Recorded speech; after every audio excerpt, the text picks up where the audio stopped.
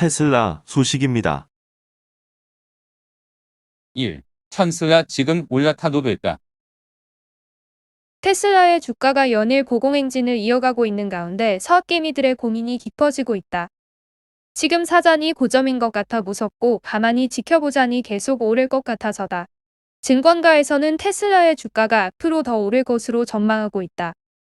5일 금융투자업계에 따르면 간밤 나스닥 시장에서 테슬라는 전 거래일 대비 16.05달러 오른 1229.91달러에 거래를 마쳤다.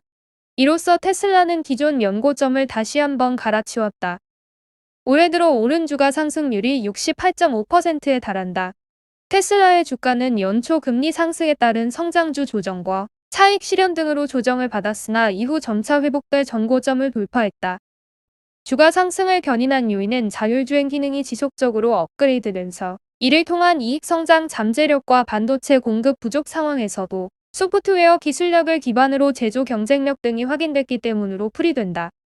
박연주 미래에셋증권 연구원은 최근 주가 급등에도 불구하고 중장기적 관점에서 테슬라에 대한 긍정적 시각을 유지한다며 단기적으로 주가 변동성이 높아질 수 있으나 본격적으로 개화하고 있는 자동차 소프트웨어의 사업 가치는 기존 하드웨어 시장의 수십 배 수준에 달할 수 있고 해당 시장에서 테슬라는 지배적 지위를 유지할 가능성이 높다고 말했다. 그러면서 박 연구원은 테슬라의 목표 주가를 1,466달러로 35% 상향 조정했다. 높은 기술 진입 장벽, 네트워크 효과 등 감안시 테슬라의 경쟁 우위는 지속될 것이라는 분석이다. 중기적으로 테슬라 기업 가치의 중요한 변수는 생산 혁신의 성공에 따른 판매량 전망치의 상향 조정, 여부, 레벨 2 도심 자율주행의 상용화에 따른 사업 가치 확대, 완전 자율주행 기술 구현 시 로보택시와 자율주행하는 자동차 안에서 구현할 수 있는 각종 서비스 및 수수료 수익의 창출 가능성, 나아가 인공지능 로보틱스 기술을 바탕으로 추가적인 사업 확대 가능성 등이 될 것으로 보인다. 특히 내년에 주목할 포인트는 리튬 인산철 배터리의 확대 도입과 4680셀의 양산에 따른 배터리 원가 절감, 기가 캐스팅 및 구조 배터리를 적용하는 자동차 아키텍처의 변화를 통한 생산성 및 품질, 원가 개선 그리고 도조 컴퓨터 도입에 따른 자율주행 소프트웨어의 성능 개선 가속화 등이다. 3분기 실적 발표에서 테슬라는 중국에서만 사용하던 LFP 배터리를 글로벌로 확대 스탠다드 레인지 모델에 적용하겠다고 밝혔다. LFP 배터리를 채용하면 배터리 원가가 낮아지는 만큼 스탠다드 모델의 수익성이 개선될 수 있고 나아가 그동안 전기차 생산 확대의 걸림돌이었던 배터리 공급 부족 문제를 해결할 수 있을 것으로 기대된다. 아울러 내년 본격적으로 가동될 텍사스와 베를린 공장에서는 기가 캐스팅을 이어 언더바디에서 프론트 언더바디로 확대 적용하고 구조 배터리를 도입하는 작업을 진행 중이다. 이러한 자동차 아키텍처 변화가 본격화되면 LFP 배터리 적용에 따른 무게 증가를 일정 부분 상쇄할 수 있다는 게 전문가들의 분석이다. 롱레인지 모델 Y 및 사이버 트럭 등 배터리 용량이 큰 모델들은 LFP를 적용하면 너무 무거워지기 때문에 4680셀의 양산 여부가 중요할 전망이다.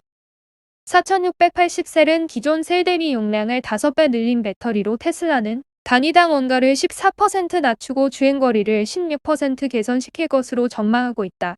4680셀이 양산되면 테슬라는 사이버 트럭과 세미 생산을 본격화할 수 있을 것으로 예상된다. 소프트웨어 측면에서 주목할 점은 도조 컴퓨터의 적용이다. 도조 컴퓨터는 자율주행 AI 학습 시스템으로 테슬라가 직접 개발해 내년부터 적용할 계획이다. 도조 컴퓨터 도입을 통해 학습 속도가 빨라지고 그 질이 개선되면 도심 자율주행의 완전 상용화가 점차 빨라질 것으로 예상된다. 증권가에서는 4분기에도 테슬라의 매출 증가세가 두드러질 것으로 예상하고 있다. 테슬라 주가의 핵심 변수는 생산량과 수익성인데 이 두 가지 모두 예상보다 빠르게 좋아지고 있기 때문이다. 중장기적으로 연간 50%의 판매 성장률을 목표로 하고 있는 상황에서 텍사스, 베를린 공장 가동이 예정된 내년 테슬라의 성장률은 이를 상회할 것으로 예상된다.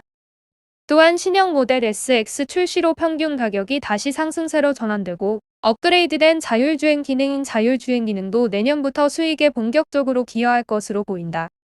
김진우 연구원은 테슬라는 자동차 시장의 패러다임 변화만으로도 충분한 상승 여력을 보유하고 있는데 여기에 인공지능과 보험, 에너지 회사로서의 가치 등 추가 모멘텀까지 감안하면 상승 여력은 더 커진다라고 말했다.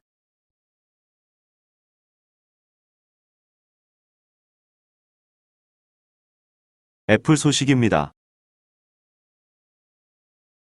1. 폴더블 아이폰 나오나 얇고 강력한 힌지 특허 획득.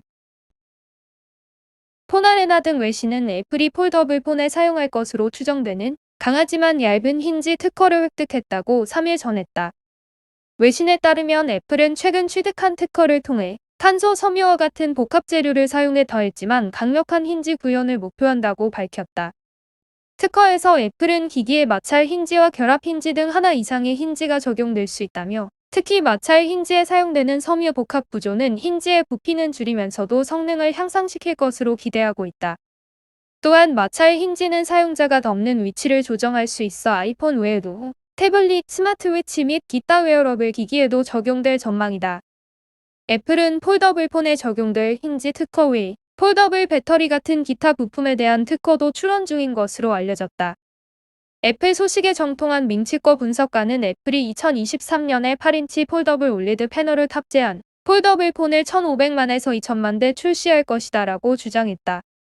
그는 현재 스마트폰과 태블릿이 통합되는 추세다라며 폴더블 기기가 앞으로 스마트폰, 태블릿, 노트북 간의 제품 분류를 흐리게 할 것이다라고 덧붙였다. 마이크로소프트 소식입니다. 1. 메타버스에 출사표 던졌다. 지난주 페이스북은 사명을 메타로 바꾸고 나이키는 아바타용 제품을 위한 상표 등록을 신청하는 등 많은 기업들이 메타버스로 뛰어들고 있는 가운데 마이크로소프트도 합류했다. MS는 2022년 상반기에 베타 형태로 출시할 업무 협업 툴 팀즈의 아바타를 도입, 가상현실과 증강현실로 연결시켜줄 도구 역할을 할 것이라고 발표했다. 얼핏 페이스북이 호라이즌 워크룸으로 가상 업무 회의 공간을 만들려는 것과 비슷한 시도처럼 보인다. MS 팀즈는 코로나19 대유행 기간 동안 조금씩 모양을 수정해 나갔다. VR 헤드셋이나 줌을 통해 원격 회의를 하는 것에 대한 피로감과 한계를 깨닫고 투게더 모드 기능을 도입, 참가자들의 얼굴이 보이는 화면을 나열하는 대신 교실이나 강당 객석에 앉아있는 것 같이 배치, VR이면서도 2D 화상회 앱처럼 보이게 했다. 팀즈의 다음 단계는 사용자들이 아바타에 개인의 정체성을 부여하고 실제 얼굴 대신 아바타를 비추는 대안으로서 가상현실과 증강현실 2D 화면을 넘나드는 3D 몰입형 공간에서도 작업할 수 있게 하는 것이다. 니콜 허스커비츠 MS 팀즈 총괄은 시네센한 데이터를 공유했는데 MS 내부 휴먼 팩터스 랩의 조사 결과 아바타를 사용한 참가자 중 85%가 회의 진행 시 매우 다소 현실적으로 느껴졌다고 답했다. 이에 MS 관계자는 아바타가 회의 참석에 현실적인 대안이 될 수 있다고 판단했다며 초기 아바타는 사용자의 음성을 인식하고 전달하는 정도지만 나중에는 카메라 속 표정과 손짓도 읽게 될 것이라고 설명했다. 이어 그는 카메라와 동작 센서를 갖춘 VR, AR 헤드셋과 팀즈 앱이 계속해서 발전함에 따라 아바타 역시 보다 생동감 있게 만들 수 있다고 말했다. MS는 올해 초 가상 증강현실과 모바일 PC를 아우르는 메시 플랫폼을 공개, 마크 저커버그의 메타처럼 헤드셋 전화기, 노트북 사이의 가교 역할을 하는 것을 목표로 하고 있다. 내년에는 메타버스에 뛰어든 많은 기업들이 아바타를 통한 소통에 더욱 관심을 가질 것으로 보인다. 아마존 소식입니다. 1. 버라이즌과 손잡고 파이퍼 5G 적용 범위 확장 나서. 아마존이 야심차게 준비한 초고속 인터넷 위성 프로젝트인 카이퍼가 4G LTE 및 5G 범위를 더욱 확장할 계획이다. 아마존은 위성 인터넷 서비스 프로젝트인 카이퍼의 확대를 위해 버라이즌과 다방면에 걸친 협력 관계를 구축한다고 인 매체 더 버지 등 외신을 통해 밝혔다. 카이퍼는 지구에 광대역 인터넷 서비스를 제공하기 위하여 저궤도에서 3,236개의 인공위성을 발사하기 위한 아마존의 프로젝트로 약 100억 달러에 달하는 규모가 예상된다. 업계에서는 이를 통해 인터넷 서비스를 제공하기 어려운 농촌 및 산간 지역에도 인터넷 연결이 가능할 것으로 기대하고 있다. 아마존과의 이번 제휴를 통해 버라이즌은 위성 인터넷망 연결을 위한 지상 네트워크 구축과 서비스 제공을 맡게 된다. 아울러 버라이즌의 4G LTE 및 5G 데이터 네트워크 솔루션을 프로젝트 카이퍼에 제공할 계획이다. 앤디 제시 CEO는 성명을 통해 광대역 접속이 없는 수십억 명의 사람들이 지구상에 존재하고 있으나 이러한 디지털 격차를 스스로 해소할 수 있는 회사는 없을 것이라면서 무선 기술 및 인프라 분야의 선두주자인 버라이즌과 안정적인 광대역을 제공하기 위해 협력하게 된 것을 자랑스럽게 생각한다고 밝혔다. 다만 일각에서는 프로젝트에 대해 시기상조라는 입장도 보이고 있다. 아마존이 아직 위성을 발사하지 않았기 때문이다. 미국 방송사 CNBC에 따르면 아마존은 2022년 4분기 중으로 최초 인터넷 위성인 프로젝트 카이퍼 발사하는 계획을 공식 발표했다. 아마존은 2026년까지 전체 위성의 최소 절반 또는 1618개의 우주선을 발사해야 한다. 연방통신위원회의 발사 허가 일원 때문이다. 아마존은 인터넷 위성 시제품인 쿠퍼 SAT-1과 쿠퍼 SAT-2 발사를 위해 미국 연방통신위원회의 승인을 받은 바 있다. 아마존 측은 올해 초 로켓 발사체 전문 기관인 유나이티드 런치 얼라이언스와 9번의 발사 계약을 체결함에 따라 오는 2026년까지 1600개 이상의 카이퍼 위성을 확보할 계획이라고 밝혔다.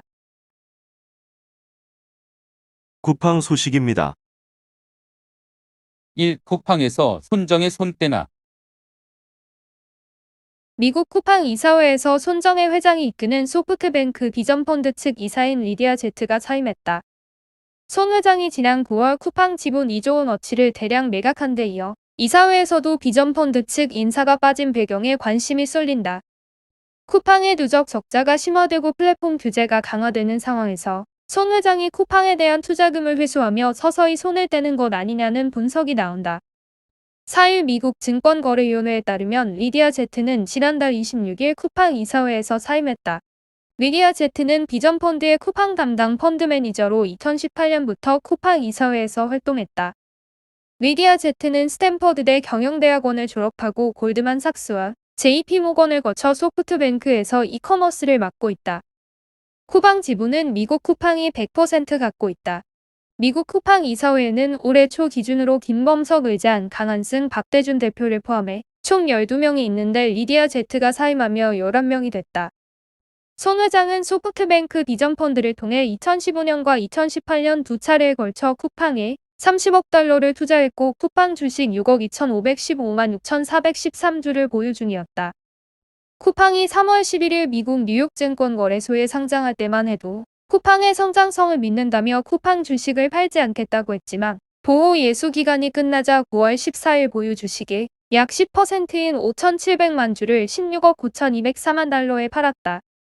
보호 예수는 기관 투자자 등 주요 주주가 상장 후 일정 기간 주식을 팔 수 없도록 한 것으로 보호 예수 기간이 끝나면 단계적으로 매도할 수 있다. 소프트뱅크는 여전히 쿠팡의 최대 주주다. 쿠팡은 2010년 설립 후 지난해 말까지 누적 적자 4조 8천억 원을 기록하는 등 한 번도 영업이익을 낸 적이 없다. 올해 2분기 매출은 전년 동기 대비 71% 증가해 44억 7,800만 달러를 기록했지만 순손실은 지난해 같은 기간 1억 205만 달러에서 5억 1,860만 달러로 급증했다. 쿠팡은 공모가 35달러로 미국 주식에 상장했으나 3일 쿠팡 주가는 공모가보다 13% 떨어진 30.4달러로 상장 첫날 종가보다 39% 떨어졌다. 한국 정부가 플랫폼 규제를 강화하는 가운데 소프트뱅크가 선제적으로 리스크 관리에 나선 것 아니냐는 분석도 나온다. 쿠팡은 올해 초 세크에 제출한 상장 신고서에서 한국에서 사업하며 적용받는 법률, 규정 18개를 위험 요소로 자세히 적으며 위반 시 비용 벌금을 부과해야 한다고 했다. 대형 유통업체가 납품업체의 가격을 후려치거나 반품을 강요하면 피해액의 3배를 넘지 않는 범위에서 손해배상을 해야 하는 대규모 유통업법을 대표 사례로 들었다. 한편 블룸버그는 비전펀드가 지난 9월 쿠팡 주식 등을 담보로 금융기관에서 15억 달러를 대출받았고 마진콜이 들어올 경우 쿠팡 주식 등을 매각해야 한다는 대출 조건을 달았다고 내부 사정에 정통한 관계자를 인용해 지난달 28일 보도했다. 이에 비전펀드가 금융기관의 마진콜에 따라 쿠팡 주식을 팔 경우에 대비해 비전펀드 측 리디아 제트가 이사회에서 사임한 것 아니냐는 관측도 일각에서 제기된다.